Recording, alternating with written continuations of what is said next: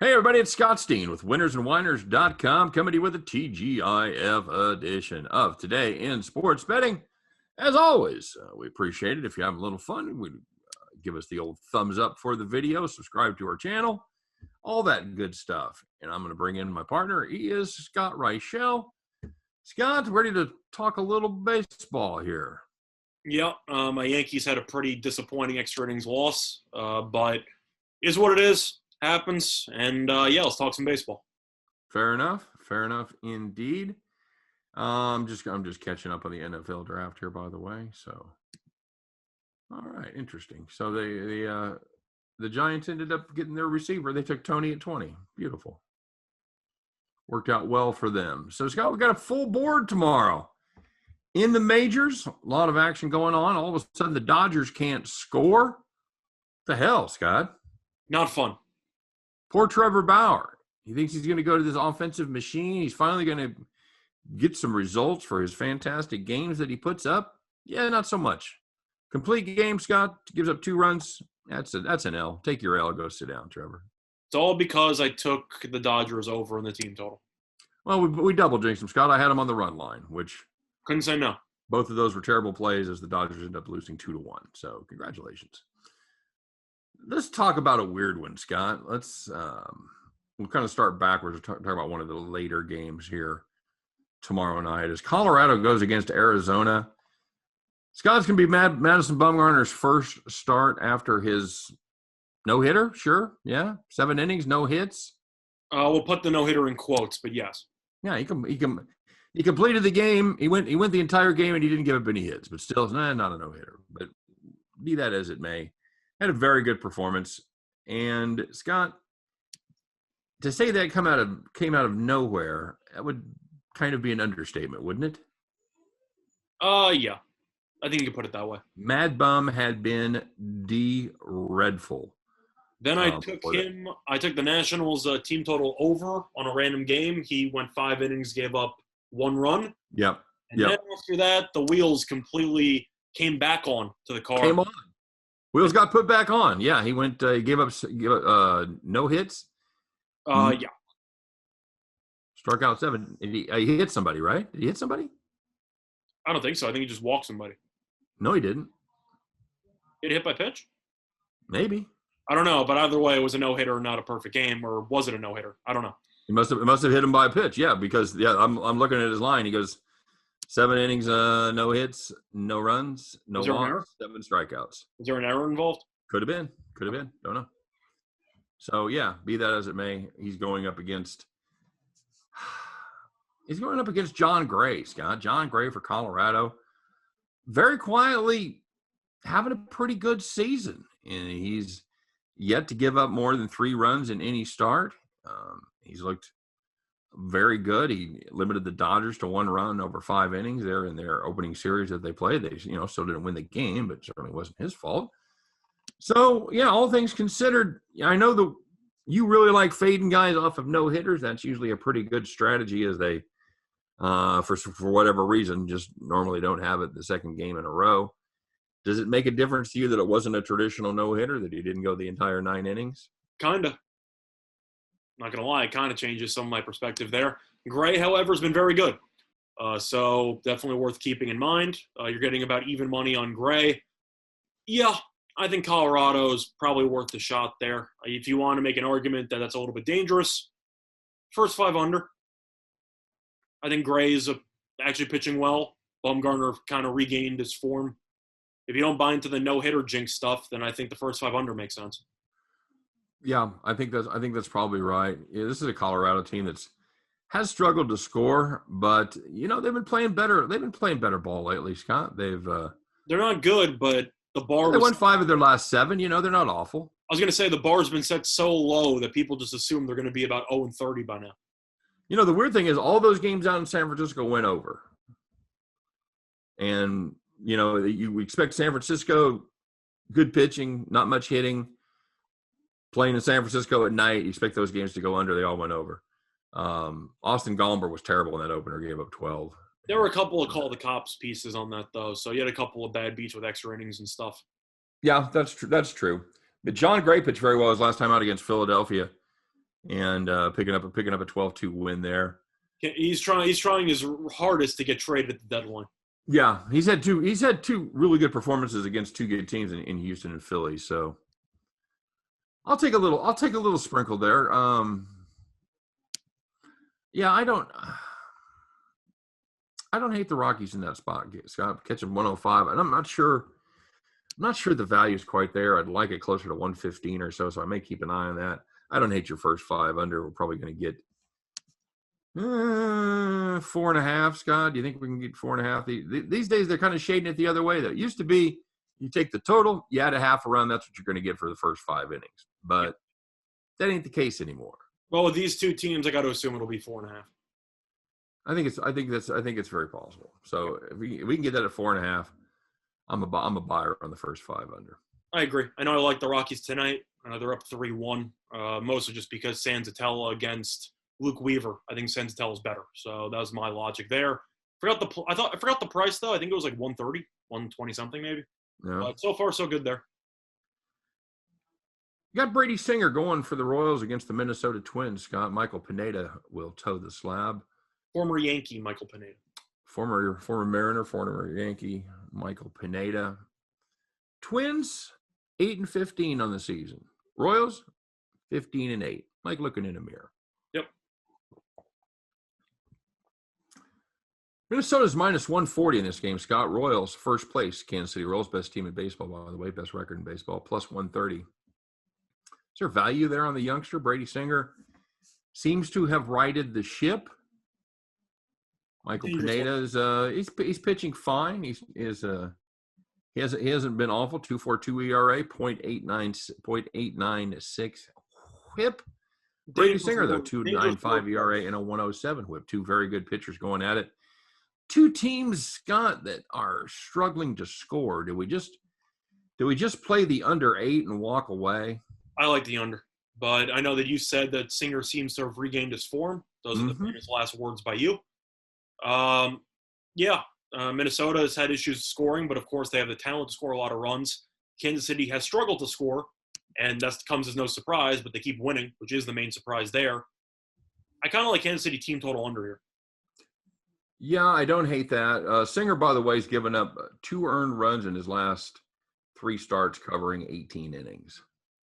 I like the under. I think you'll see a low-scoring game, but I think if you want to make an argument that Singer might get blown up by this Minnesota team, potentially, that wouldn't surprise me either. So I'll go Royals team total under. Yeah, Minnesota, they busted through against Cleveland on their last game, but that's a team prior to that had scored just 11 runs in the previous 5 games till that 10-run victory there over Cleveland. Meanwhile, the Royals, again, this is a team that busted out on their last game there against Pittsburgh, but before that they had scored just 10 runs in their previous 4. So yeah, both these teams are scuffling right now. Royals pitching is just outstanding. Just really, really good right now. The bullpen has been good and even better on the road. 2.29 ERA. Minnesota Twins pen not all that fantastic. 4.82 overall, 4.63 at home. Having said that, I'm going to play the Royals. Scott, I'm going to hold my nose here. I'm going to play Brady Singer and the Royals plus 130. I can't disagree with that. Taking a first place team getting 130. That's kind of what I'm looking at. This kid is on fire right now. And if you get a chance to watch this game, you and anybody watching this video, if you get a chance to see this game, watch Brady Singer throw an inning or two. The kid's good. And if he keeps improving, he's going to be a genuine number 1 starter. What does Brady Singer have? What's that? What does Brady Singer have? What does he have? Yeah. What do you mean? What does he throw? No, just what does he have? I don't know what that means. He's got great stuff. Come on, man. Oh. Come on, he does have great stuff. I thought I'd already said it. Yeah. No, we said it before we went on air. I had to tee you up because, all the people who are alcoholics have to also take a drink every time. And now drink every time one of the pitchers has great stuff. Yes, Brady Singer does have great stuff. No question about it. So, yes, I highly recommend watching. I can't believe I missed my cue. I feel terrible. Scott, anything else on the card get your attention as far as baseball? Well, I'm kind of interested in the Baltimore Oakland game. I was going to talk about that a little bit. Yeah, go ahead. I know Oakland's laying 130. Uh-huh. Just faced this team, killed them. Means was phenomenal. Meanwhile, Mike Fiers on the mound, first start of the season. You know how Fires. Yeah. But either way, first start of the year, you kind of look through it and just say to yourself, do I trust this guy who hasn't started yet? I know that both of us ended up fading Lauer yesterday, which didn't work out, but generally fading people making their season debut about a month in don't typically do too well. No. Means is so good. Yeah. I got to like him plus money, at least for the first 5. Give me Orioles first 5. Don't trust the pen. Don't trust the Orioles pen. The pen's actually decent. I just think that Oakland has some type of thing going on where they can't lose games, but they might lose first 5s. I think you're paying a tax on Oakland because of their recent win streak. I think that tax is probably warranted because Oakland's very good. I know they are, but I'm just saying I don't know that it's warranted in this spot. I think there's value here. I think there's a ton of value taking Baltimore. Yeah. And I think Baltimore can't score, which is the issue. I think if you sit on this, I think you're going to get a better number. I kind of like the under actually, as well. You got Means on the mound. Orioles can't hit. You don't know what you have with Mike Fiers. Yeah, I know, but it's in the Coliseum at night. It's not in the Roman Coliseum. I mean, they do hit there. No, but I think that it's a pretty good spot there because Baltimore can't score and Means is very good. Okay. But I'll go with Baltimore first 5. Means also has great stuff. He really does. Former All-Star. Yeah, he was kind of a default All-Star though, but yeah. Can I interest you in 6.5 in Keuchel and Bieber going at it in Chicago, Scott? White Sox, Indians. Plus 125 dog. White Sox minus 145. What are we doing with 20-cent lines? Bet online? What the hell's the matter with you? I got to consider the over. I know Bieber gave up no runs in his first start against Chicago, but 6.5 with Keuchel. What are we doing? I thought the same thing. It's either over or pass. So does that mean I'm going to get?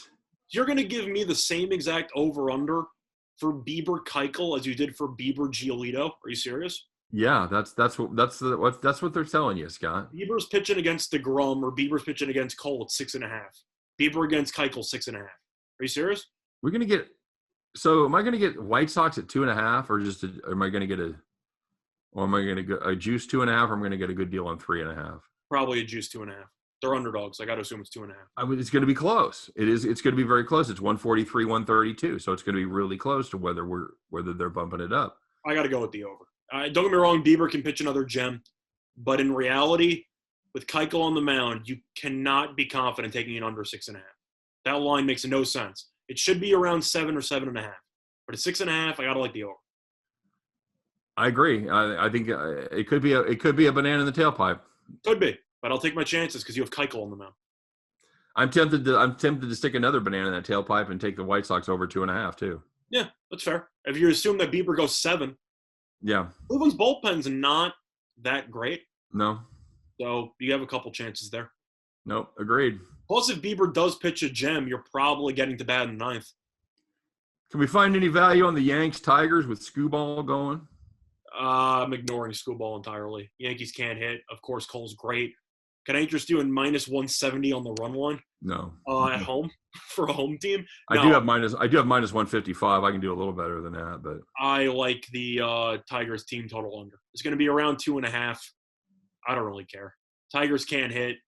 Right now, I believe they have a combined 1 run in their doubleheader against Chicago, and now they're facing off against arguably the best pitcher in the American League. Good luck to you. I said arguable. I still think Bieber's better than Cole, but Cole did just beat Bieber head-to-head. But 1A, 1B, Tigers should probably end up with like 1 run in this game. And the Yankees bullpen's top 2 in the league. So, yeah, I think the Tigers barely score. Okay, yeah, I'm with you there. I think that's the only place to find value in that game. Yeah, unless you could also play. You could play the full game under if you wanted to. Play it under 8.